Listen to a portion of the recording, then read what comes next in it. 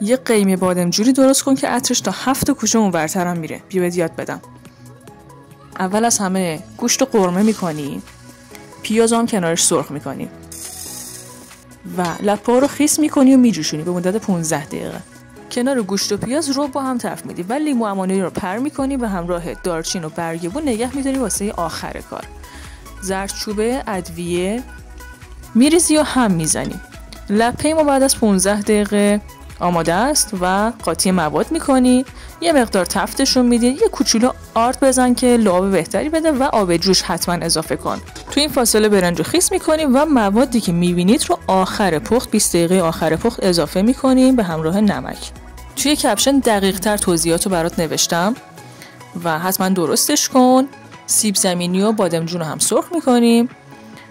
برنجمون هم که دم کشید، قیمه بادمجون خوشمزه ما آماده شد. نوش جانتون باشه.